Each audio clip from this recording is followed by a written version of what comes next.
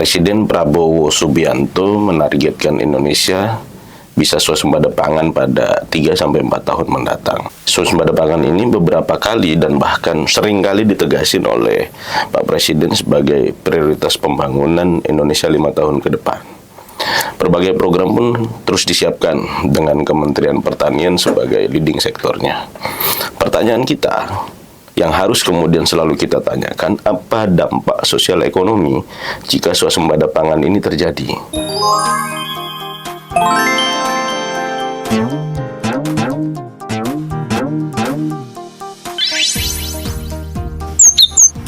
Kembali lagi di Siasat Channel, teman-teman sekalian. Kali ini bersama saya Ayib Tayana, Direktur Program dan Perencanaan Strategis Indeks Data Nasional. Kali ini kita akan berbicara tentang program swasembada pangan dan pengaruh dan efeknya kepada masyarakat, untuk siapa, bahkan kemudian pada masyarakat sebagaimana. Kementerian Pertanian seperti yang kita sudah ketahui telah membuat peta jalan swasembada pangan untuk beras dari tahun 2025 sampai dengan tahun 2029. Melalui peta jalan itu, pemerintah swasembada beras ditargetkan tercapai pada tahun 2027 dan Indonesia mulai dapat mengekspornya pada tahun 2028. Bila diringkas, ada dua hal yang kemudian menjadi penting dari peta jalan tersebut. Yang pertama itu adalah program peningkatan produksi beras melalui cetak sawah. Yang kedua, peningkatan produktivitas melalui intensifikasi pertanian, baik itu irigasinya, pemanisasi, pupuk yang tepat sasaran, penggunaan alat-alat alsintan, dan lain sebagainya. Sehingga Indonesia tidak akan bergantung pada kelompok tertentu ataupun kelompok geopolitik manapun, tetapi akan aktif dalam berbagai forum dunia. Nah, bila dilihat dari peta jalan tersebut, swasembada pangan dari Kementerian Pertanian ini menyasar langsung ke para petani di Indonesia. Kalau kita hitung misalnya, perbaikan irigasi di peta jalan itu ada 3 juta hektar, kompanisasi itu sekitar 1 juta hektar, dan cetak sawah baru itu 5 juta hektar. Dari itu semua juga akan ada sinkronisasi waduk baru di 400.000 hektar. Wow. Apa semua itu dari peta jalan itu? Apa dampaknya dari semua program tersebut? Kalau menurut gua, itu bagaimana kemudian para petani kita mampu bertani dengan lebih baik dan lebih produktif. Itu kan tujuan utamanya. Misalnya begini, kita sama-sama tahu misalnya perbaikan irigasi di peta jalan itu 3 juta hektar. Itu akan memicu kenaikan indeks pertanaman. Petani 1 kali panen dalam setahun bisa menjadi 2 kali 3 kali panen. Selain itu, pemanfaatan teknologi juga bisa mengurangi potensi loss, potensi hilang dari hasil panen. Sebagai contoh misalnya penggunaan mesin combine itu bisa menekan loss gabah hingga 10%. Semua hal tersebut akan menguntungkan petani karena hasil produksinya lebih tinggi dari biasanya dan tentunya produktivitasnya meningkat. Jika itu semua terjadi, maka kesejahteraan petani saya yakin sekali akan lebih baik. Terus yang lebih penting adalah bagaimana kemudian ada jaminan harga yang baik pula dilakukan oleh pemerintah untuk harga dari gabah dan harga beras. Itu semua yang harus kemudian kita kawal bersama ke depan. Hal itu setidaknya akan tercermin dari peningkatan nilai tukar petani. Nilai tukar petani jika NTP meningkat dalam 5 tahun ke depan, maka kita bisa pastikan petani akan lebih sejahtera ke depannya. Dampak lainnya misalnya, jika kesejahteraan petani itu meningkat, membaik, maka proses regenerasi ataupun proses petani muda itu akan berlangsung di masa mendatang.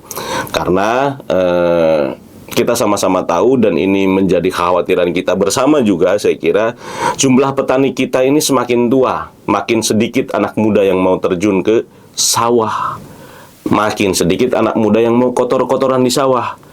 Ini kita ngomongin data sensus pertanian tahun 2023.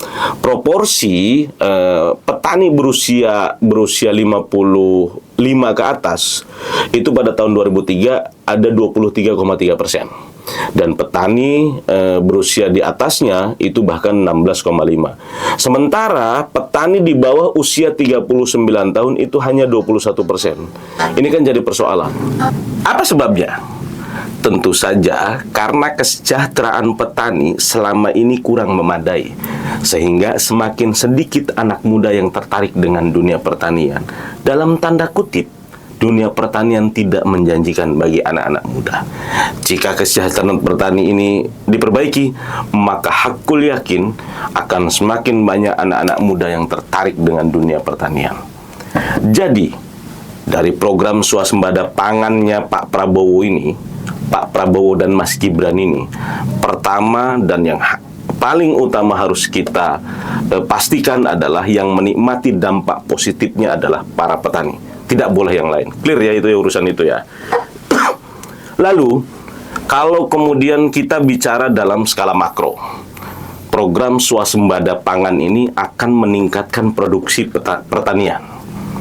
Nah, dari peta jalan itu juga tadi menunjukkan selama 5 tahun ke depan ada target dari Kementerian Pertanian untuk penambahan produksi beras itu sampai 12,5 juta ton. Keberlimpahan produksi ini akan meningkatkan kesejahteraan pangan, ketersediaan pangan, kesejahteraan petani. Setidaknya tidak akan ada lagi kasus kelaparan, kasus kekurangan pangan di Indonesia. Karena harus kita sadari, berdasarkan data dari Global Hunger Index, tahun 2023, tingkat kelaparan Indonesia itu di posisi kedua se-Asia Tenggara. Angkanya 17,6%. Kalau nggak salah ya, 17,6% dan masuk kategori kelaparan sedang. Ukuran GHI ini merujuk pada 4 indikator. Yang pertama itu adalah soal prevalensi kurang gizi. Yang kedua itu tinggi badan rata-rata. Yang ketiga adalah berat badan rata-rata. Dan yang keempat itu kematian anak. Lebih tepatnya ini stunting juga harus kemudian kita bicarakan di situ. Lalu guru besar IPB pernah menyebut juga 50% penduduk kita ini mengalami kelaparan tersembunyi. Bahaya nggak? Sudah mending kalau dia puasa. Kalau dia lapar beneran ini kan ngeri.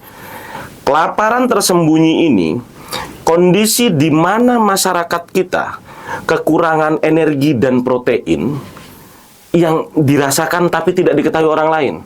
Semoga dengan peta jalan yang sudah dibuat oleh Kementan, ketersediaan pangan yang melimpah ini, kondisi kelaparan di negara kita bisa teratasi. Itulah harapan Pak Presiden Prabowo dan Mas Gibran. Lalu, keberlimpahan pangan ini juga akan membuat ketahanan pangan nasional kita semakin kuat. Karena kita harus sama-sama tahu, salah satu indikator ketahanan pangan adalah ketersediaan pasokan. Kemudian kita harus lihat juga, kalau tadi dari produksi, kita juga lihat dari sisi konsumsinya. Keberlimpahan beras dari program swasembada pangan ini akan membuat harga pangan lebih stabil, percayalah kalau itu. Karena sesuai dengan teori ekonomi kan, hal itu sesuai dengan hukum besi pasar. Nah, jika pasokan mencukupi, maka harga pasti akan stabil dan terkendali. Dampak turunan dari itu semua apa? Harga beras akan stabil dan juga tentunya daya beli masyarakat akan beras itu kuat. Artinya kemiskinan pasti akan berkurang. Karena komoditas makanan yang memberikan sumbangan terbesar pada garis kemiskinan, awas, banyak orang miskin itu nggak mampu beli beras, baik di perkotaan ataupun di pedesaan.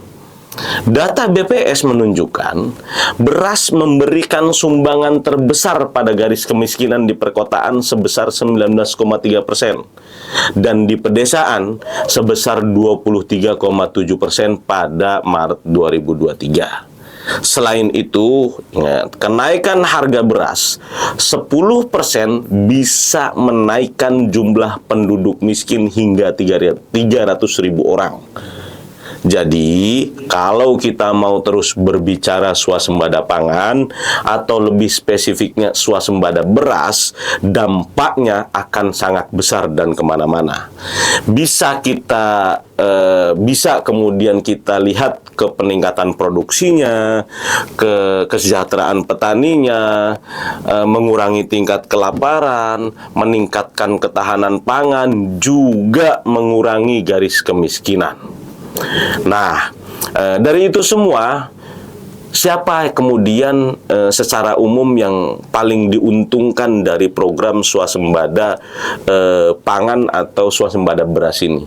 Ya tentu saja kita selaku masyarakat Indonesia yang paling diuntungkan. Karena itu, program swasembada pangan ini sangat penting dan dibutuhkan oleh bangsa Indonesia mulai hari ini dan ke depan.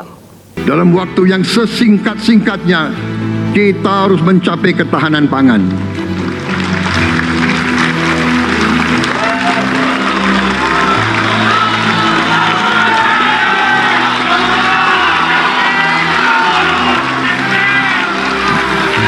Kita harus mampu memproduksi dan memenuhi kebutuhan pangan seluruh rakyat Indonesia.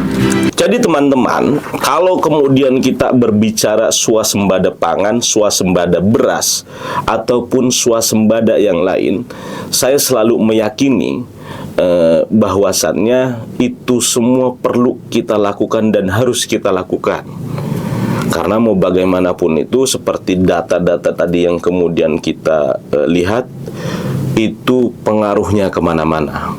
Maka, hayu anak-anak muda, para pemuda yang hari ini jumlah petani kita, anak muda kita kurang, ikutlah program swasembada beras ini. Jangan takut Pak Prabowo, karena program ini baik, main kita.